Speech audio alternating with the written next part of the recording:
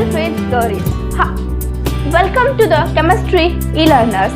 हमने chemical kinetics ये topic start किया था। What is the meaning of the chemical kinetics? हमने ये भी हमारे फर्स्ट लेक्चर में हमने सब कुछ अच्छे से डिटेल में लर्न किया था। मैं आपको और एक बार अच्छे से रिमाइंड करा देती हूँ। What is the meaning of the chemical kinetics? अगर मैं बात करूँ केमिकल काइनेटिक्स की, तो branch of the physical chemistry that deals with the study of the factors affecting on that rate of reaction, then rate of the reaction and mechanism of that reaction. Then हमने first topic पढ़ा था rate of the reaction. What is the rate of the reaction? Change in concentration of the product or the reactant with respect to the time. This is the rate of the reaction. फिर हमने average rate of reaction के बारे में भी पढ़ा था। अगर मैं बात करूं average reaction rate of reaction की, तो हमने कुछ एग्जांपल्स के द्वारा वो सब कुछ भी कवर किया था। अगर मैं आपको एग्जांपल दूं 2A + 3B 2A + 3B it gives 4C, ये हमने एग्जांपल लिया था। अगर मैं बात करूं यहाँ average rate of average ROR की, तो एवरेज ROR कैसे लिखा जाएगा? D minus of 1/2 delta A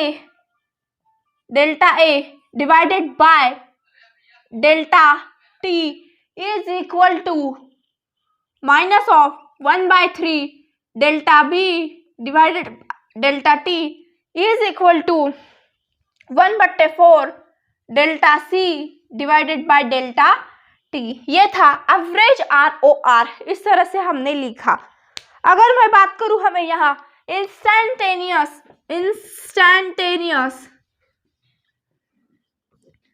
ROR पूछा जाए, तो instead of delta we use D minus of 1/2 DA divided by DT is equal to minus of 1/3 dB divided by dt is equal to 1/4 dC divided by the dt। ये सब कुछ हमने instantaneous and average ROR में देखा था। फिर हमने कुछ प्रॉब्लम्स किए थे, कुछ ग्राफ बेस्ड क्वेश्चन थे, कुछ रिएक्शन बेस्ड थे, ये सब कुछ हमने पढ़ा था। हमने उस क्वेश्चन में average ROR, then rate of disappearance, rate of appearance, then instantaneous ROR, ये सब कुछ हमने फाइंड आउट किया था। देन हमने एक अलग टॉपिक दैट इज हमने जो फैक्टर्स हमने कहे थे वो फैक्टर्स हमने शुरू किए थे। उन फैक्टर्स में हमने कुछ 7 फैक्टर्स कल एक लिस्ट देखी थी, और उसमें से हमने कुछ एक पूरा फैक्टर हमने अच्छे से स्टडी किया था। हमने कल नेचर ऑफ द रिएक्टेंट ये फैक्टर हमने कवर किया था। अगर मैं बात करूं नेचर ऑफ रिएक्टेंट की, तो उसमें हमने कल के लेक्चर में आयोनिक रिएक्शन के बारे में, कोवैलेंट रिएक्शन के बारे में, देन हमने उसका homogeneous mixture, heterogeneous mixture, then हमने उसके बारे में बहुत कुछ पढ़ा था। और लास्ट में बहुत ज्यादा इंपॉर्टेंट पढ़ा था कि stability of product is directly proportional to the ROR और ROR is directly proportional to the stability of the product. ये सब कुछ हमने कल के क्लास में पढ़ा था। अगर मैं बात करूं आयोनिक रिएक्शन के लिए, अगर आपको पता हो तो हम आयोनिक रिएक्शन यानी जो बहुत फास्ट रिएक्शन हो और बहुत ज्यादा स्लो रिएक्शन हो, हम उसके लिए ROR फाइंड आउट नहीं करते हैं। तो हमने कल के लेक्चर में ये सब कुछ देखा था।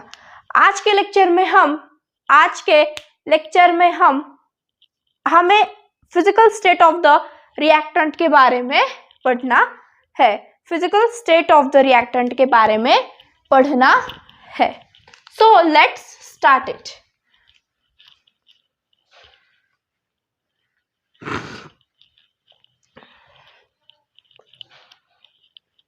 फिजिकल स्टेट में अगर हम बात करें तो गैस, लिक्विड एंड सॉलिड। अगर मैं आपसे पूछूं कि गैस, लिक्विड और सॉलिड में सबसे ज्यादा ROR हमें कहाँ दिखाई देगा? गैस में, सॉलिड में या लिक्विड में? यस। अगर मैं बात करूं, सेकंड फैक्टर है physical state of reactant. Physical state of reactant. Physical state of the reactant. Yes, anyone? Solid, gas या लिक्विड में रेट ऑफ रिएक्शन कहाँ ज्यादा होगा? यस, आई होप कि आप इसका आंसर दे पाएंगे, क्योंकि बहुत सिंपल सा लॉजिक है इसके पीछे। अगर मैं बात करूं गैसियस में, मैं कहूँ बहुत ज्यादा इसमें हमें रेट ऑफ रिएक्शन इसमें दिखाई देता है, या फिर इसका हम ROR बहुत ज्यादा है ऐसा कहेंगे, तो क्यों होगा? इन gas more ROR, in gas more ROR. But why? Because जब एक गैस, सपोज मैंने एक कंटेनर लिया है, this is the container, okay, this is the close container. इस कंटेनर में मैंने हाइड्रोजन गैस भरी है। कौन सी गैस भरी है? मैंने हाइड्रोजन गैस भरी है। अब गैस की प्रॉपर्टी तो सब जानते हैं कि वो कॉम्प्रेसिबल होता है, वो कोलाइड होता है, वो जो वॉल है उस पे भी वो जाके कोलाइड होता है या कोलैप्स होता है। फिर हम जिस शेप में उसे डाल देंगे वो उसी शेप का हो जाता है। ये सब कुछ हम जानते हैं। उसके बाद अगर मैं बात करूं तो ये भी गैस है और ये भी गैस है। जब ये दोनों एक दूसरे पर आएगी तब भी वो वहां रेट ऑफ रिएक्शन, जो कुछ रिएक्शन होगी वो बहुत ज्यादा फास्ट होगी as compared to solid and liquid, solid and the liquid. So in gas more ROR due to collision, due to collision. This is the reason. That's why first in gas, then liquid, and then solid. Here more the ROR, and here very less ROR. In that way, this is the second factor. Then third factor is the surface area of the reactor. अगर मैं बात करूं surface area की, तो हम जानते हैं ये कि जितना ज्यादा छोटा सरफेस एरिया होता है उतना ही हमारे लिए वो बहुत ज्यादा इजी होता है। सपोज मैंने एक पैन लिया है और उस पैन में मैंने पूरा एक बहुत बड़ा एक गुड़ का पीस रख दिया है, और मैंने एक अलग ही पैन में गुड़ के ही छोटे छोटे टुकड़े कर उस पैन में रखे हैं। तो आप मुझे बताइए कौन सा गुड़ सबसे पहले मेल्ट होगा?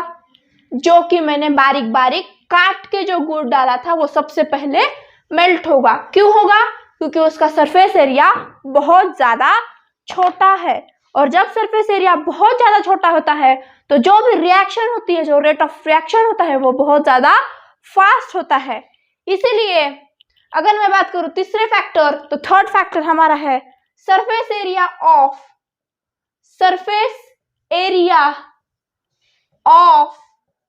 Reactant, surface area of the reactant. So इस सरफेस एरिया के बारे में ROR is directly proportional to the surface area of reactant. Surface area of the reactant. More the surface area, more is the ROR.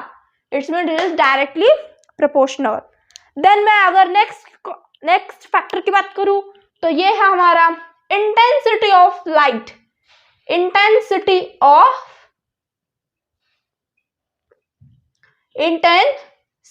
of the light. जब मैं intensity की बात करूं तो ये एक बहुत ज्यादा फेमस रिएक्शन है जो कि फ्री रेडिकल से फॉर्म होता है, फ्री रेडिकल मैकेनिज्म से फॉर्म होता है। अगर मैं बात करूं H2 प्लस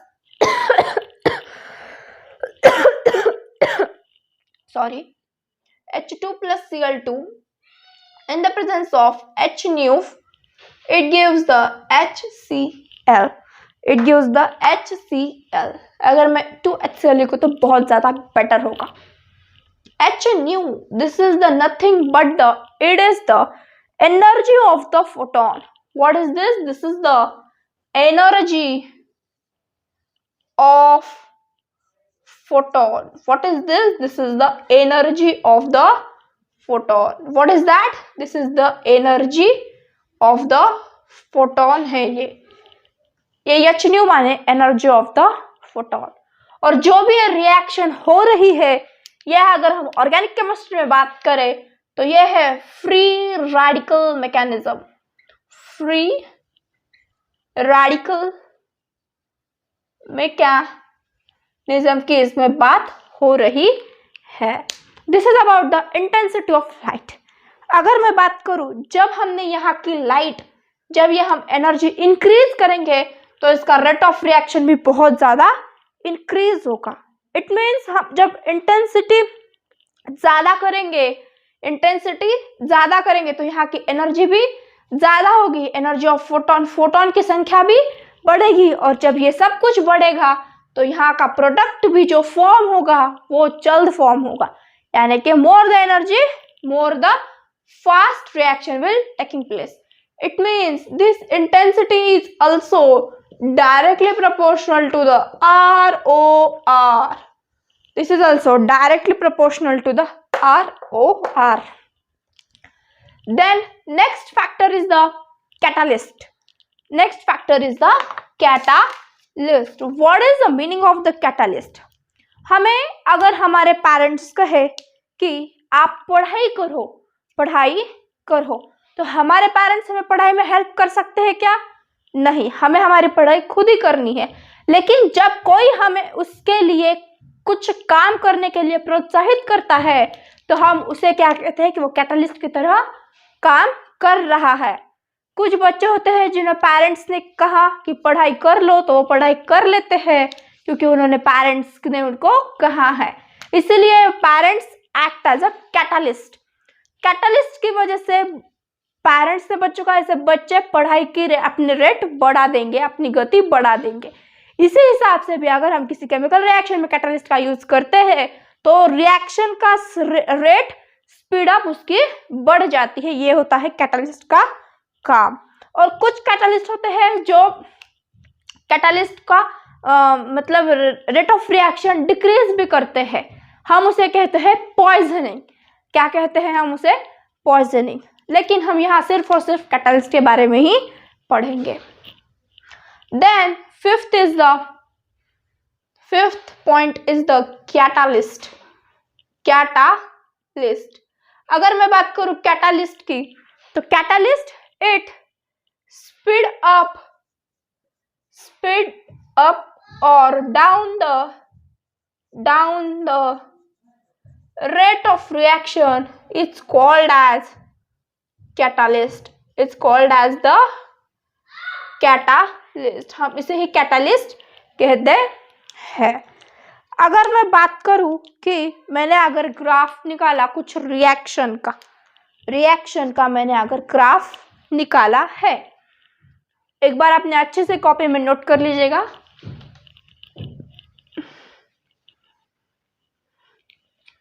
और मेरे साथ ही अपने नोट्स बनाइएगा तो आपको बहुत ज्यादा फायदा होगा.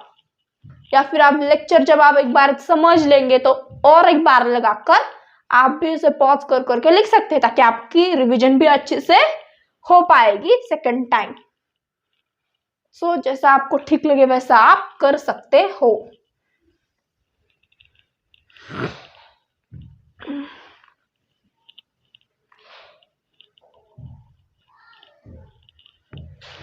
यस.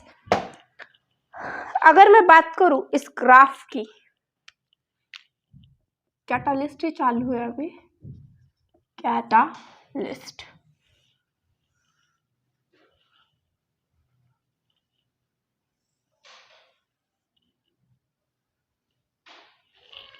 अभी हम कैटालिस्ट. ओके.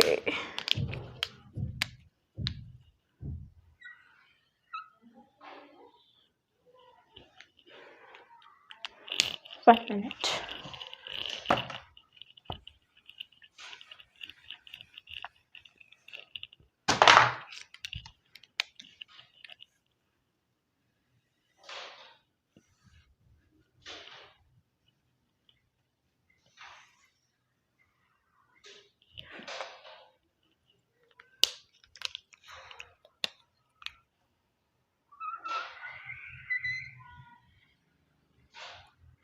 यस, अब जो मैंने ब्लू वाला ड्रॉ किया है वो आप, ठीक है, आप एक रिएक्टेंट है और इस साइड का प्रोडक्ट है. This is the product and this is the reactant. अगर मैं बात करूं कि जो ये पहला है, तो हम अगर बात करें इस पूरे ग्राफ की, तो मैं अगर ऐसे इस पे ड्रॉ कर दूं तो हम इसे कहते हैं, इसे ट्रांजिशन स्टेट. हम इसे कौन सी स्टेट कहते हैं? ट्रांजिशन स्टेट कहते हैं. अब जब रिएक्टेंट लिया था तो ये रिएक्टेंट बढ़ते बढ़ते धीरे धीरे कम होते होते चला गया, क्योंकि ये कहाँ फॉर्म हो रहा था? ये प्रोडक्ट फॉर्म कर रहा था, इसीलिए यहाँ ये घट गया.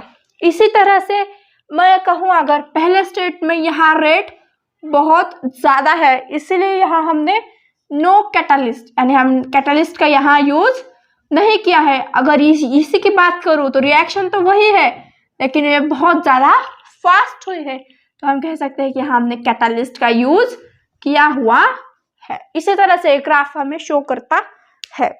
अगर मैं बात करूं कि हमने SO2 से SO3 कन्वर्ट किया है, SO2 से SO3 कन्वर्ट किया है in the presence of the NO, in the presence of the NO, so this NO here act as a catalyst.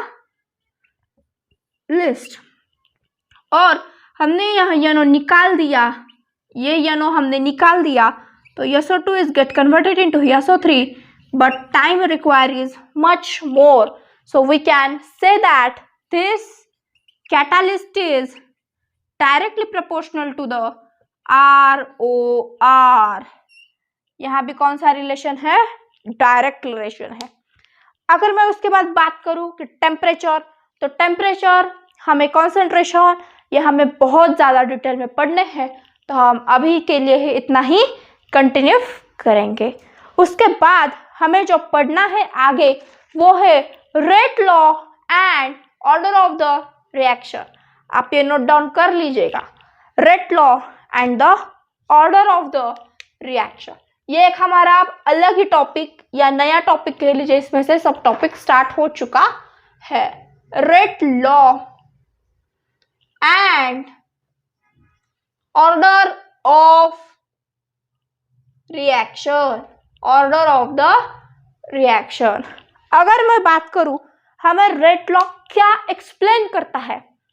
Rate law explain the, rate law explain the, rate law explain dependence, explain dependence of rate law, explain the dependence of rate of reaction on concentration, rate of reaction, rate of reaction on concentration, on concentration.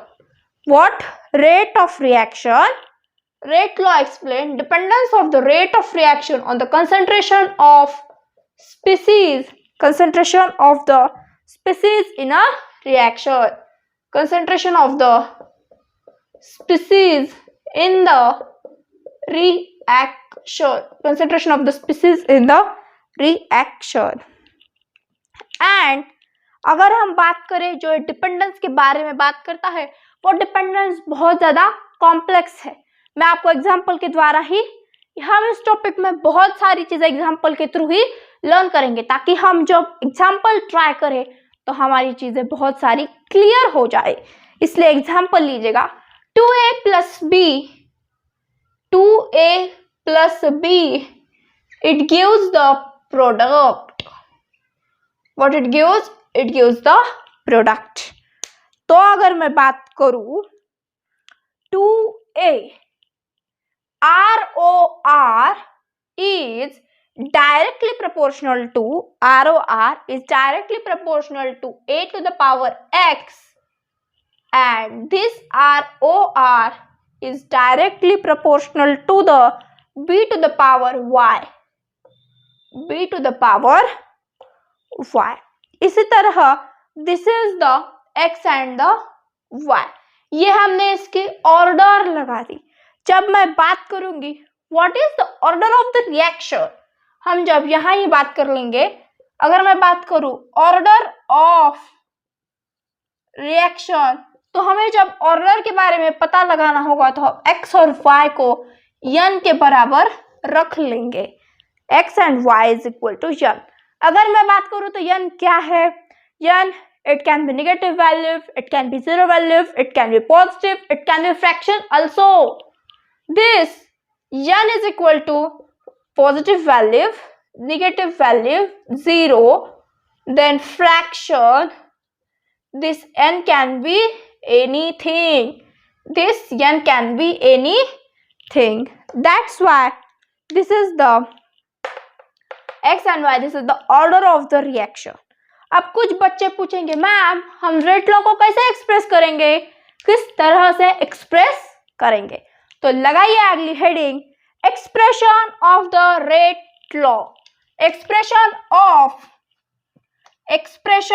of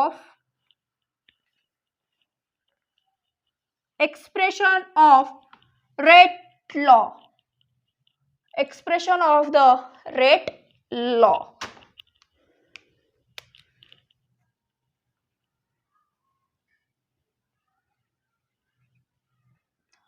Expression of rate law. Yes. अब जब expression की बात आती है तो हम ROR is equal to K A to power X B to the power Y. इस तरह से हम इसका एक्सप्रेशन लिखते हैं. अब हम X, Y, A, B, K ये क्या है, हम इसके बारे में सब अच्छे से डिटेल में लिखने वाले हैं. What about the A? A is the concentration of the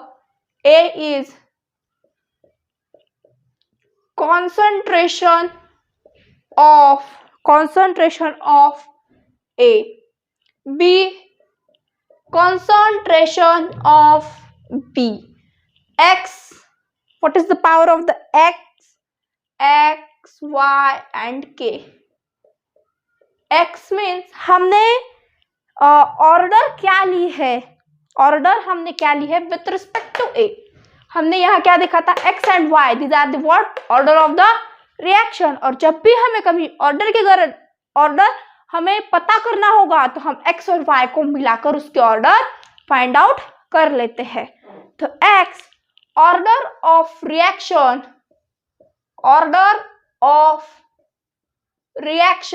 with respect to A, and Y is also order of reaction with respect to B, and K, it is the rate constant or it is the specific rate constant. This is the rate constant or sometimes is a specific constant और हम इसे कई बार velocity constant ऐसे भी कह देते हैं. This is about the ROR. That is हमने इसका expression of the rate law हम कैसे लिखते हैं ये हमने लिख लिया. हमने ये सब कुछ एक्सप्रेस कर दिया.